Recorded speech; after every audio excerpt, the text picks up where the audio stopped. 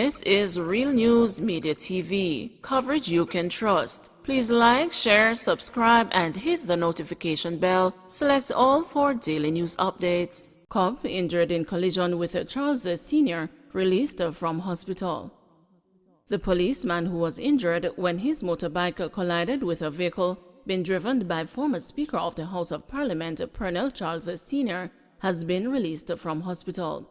Senior Superintendent Kirk Ricketts, the commanding officer for the St. Andrews South Division, said the injured cop was released recently after spending 6 days in hospital. SSB Ricketts said the policeman, a constable assigned to the Hunts Bay Police Station's traffic department, suffered a broken cheek and other facial damage. Asked if any charges might be laid against Charles Sr., SSB Ricketts said a warning notice was served on the former House Speaker, but at this stage he is unable to say if there will be any charges.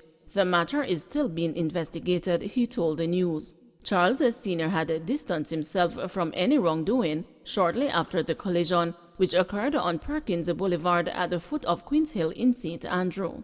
I came off Queen Hill, stopped, looked left, looked right, no vehicle, and I was making a right turn. Then I saw a police bike coming uncontrollable. And then he ran into my side, Charles Sr. had said. He got his forehead busted on my door, for which I am very sorry. In my opinion, I am in the right. Cops under probe for slapping retired sergeant trumped up charges. A retired police sergeant with over 30 years of service under his belt, 20 of which were spent in the traffic division, has come out to raise a concern about the unprofessional conduct of some serving members after he fell victim to what he describes as a scheme where members who took an oath to serve and to protect were found abusing their powers. The policeman said all of this came about because he was stopped and charged for several traffic breaches, but because of years of experience, he quickly pointed out that the charges were trumped up and not in keeping with what police claimed he was stopped for.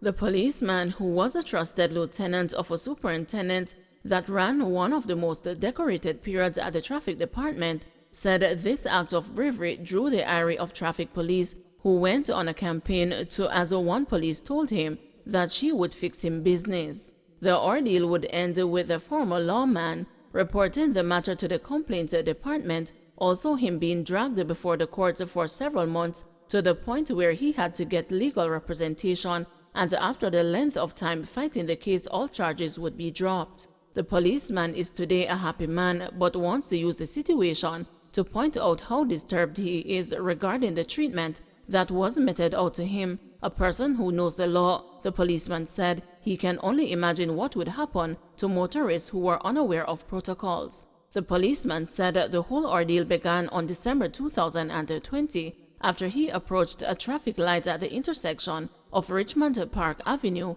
and Maxfield Avenue, meters away from the headquarters of the Transport Authority. In court documents obtained by the news, the retired cop said that minutes after he drove past the traffic light, he heard sirens blaring and saw two police in a marked vehicle trailing his vehicle. The policeman, who asked his name to be withheld for fear of being victimized in the future, said he stopped, ensured his front windows were down, and he waited to hear what the police had to say. The retired police said he waited for several minutes but did not see the officers coming out of their vehicle, so he continued to wait. After a long period, he saw two officers exiting the vehicle and walking up to the CRV van that the retired cop was driving.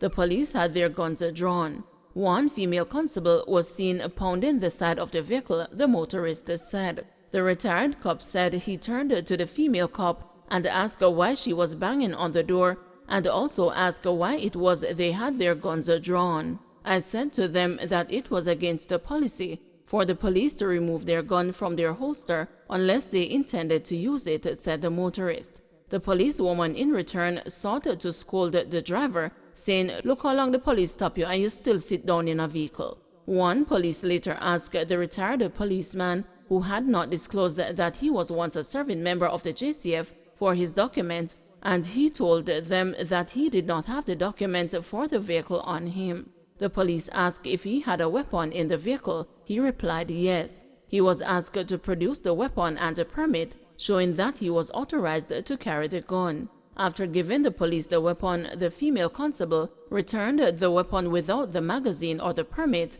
and told the motorist to accompany them to the police station. The retired cop said he arrived at the police station and was made to wait for close to half an hour.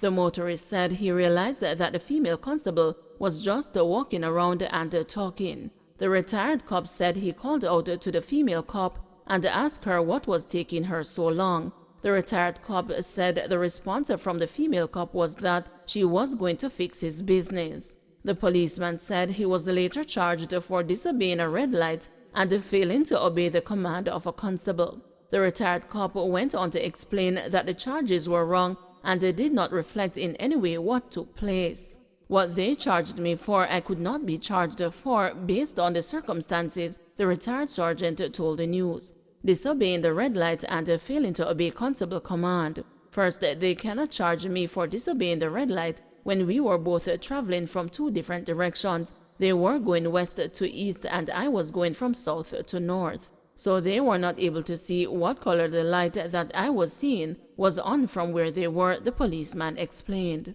Failing to obey a constable command was also incorrect, the retired policeman stated. He explained because constable command is when you give a motorist a number one signal to either stop or verbal signal to stop and they disobey. But mainly asking for a motorist to produce his document is not a command, it is a request, and by law the motorist has 5 days to produce such document at a station most convenient to him, the retired cop explained.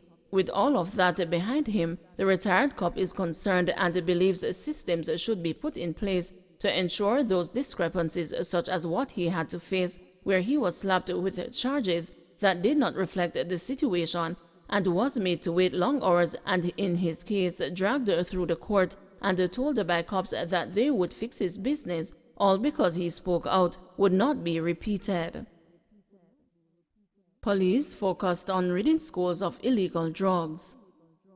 The police have announced that they will be looking deeper into dismantling the supply sources of the illegal drugs being smuggled into schools for use and sale by students. Safe Schools Coordinator for the St. Catherine South Police Division, Detective Corporal Damian Hammond, says this is an essential step in finding a meaningful solution to the problem. Earlier this week, the police reported that students are also finding ingenious ways to smuggle drugs and other contraband onto school compounds. Corporal Hammond states that while there may be enforcement activities to stop the use of illegal drugs in schools, root causes should be examined. We don't find that it is widespread in terms of the persons who are distributing it in schools, and so we are looking to engage those students to find out from them why this is happening and do some more legwork to find out where they are getting their products from. This is in addition to the ingredients, Hammond said.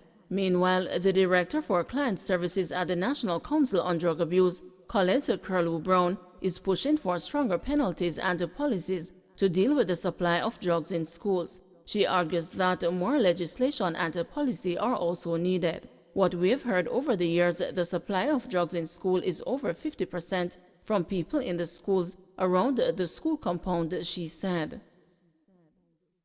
JCTU Restive cites a lack of dialogue concerning compensation review plan.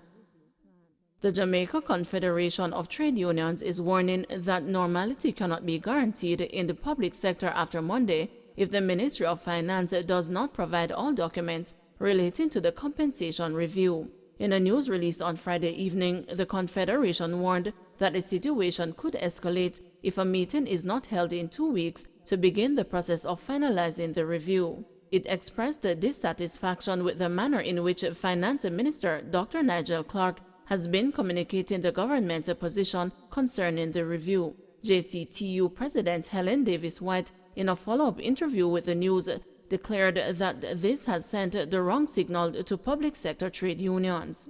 She said the Confederation did secure a meeting with the ministry in late January in response to its request for dialogue, but added that since then, the unions have been dissatisfied with the information that has been presented to us. That information, she said, does not allow us to do a proper analysis to put in place any kind of position in respect of the report and the recommendations of the consultant. She said there has been no response from the Ministry of Finance to the JCTU's latest effort to have dialogue on the matter, having written to the ministry in the last week of March. We wrote in early January advising of the wishes of the members to have that exercise commenced as a matter of urgency. Arising from that letter, we did get a meeting on for late January, but since that time, we have been dissatisfied with the information that has been presented to us by the Ministry of Finance, which does not allow us